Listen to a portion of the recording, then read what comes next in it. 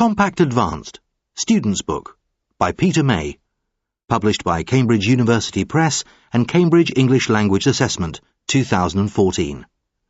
This recording is copyright. CD 1. Unit 5, Speaking, Part 2, Exercise 4. Zainab, it's your turn first. Here are your pictures.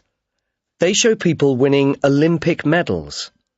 Compare two of the pictures and say how difficult it might have been for them to acquire the skills needed to reach this level, and how these people might be feeling.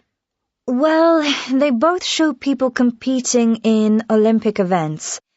All three must have trained very hard to get to this standard because you have to be extremely fit either to be a gymnast or to sail this kind of boat.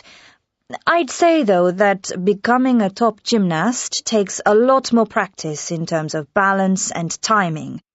On the other hand, the women in the boat have to learn to work closely together, to coordinate everything. So this isn't an individual sport like gymnastics.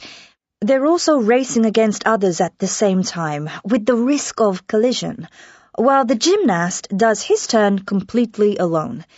That means, though, he's probably feeling very nervous right now, especially as the crowd and his opponents are all watching, waiting for him to make the slightest mistake. The sailors are possibly feeling less nervous than him, not least because there's nobody else around. Reza, who do you think has put the most effort into acquiring their skills?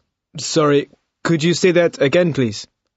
Who do you think has put the most effort into acquiring their skills?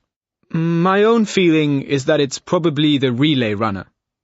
He's had to train as hard as a top sprinter in terms of fitness and becoming one of the fastest men in the world.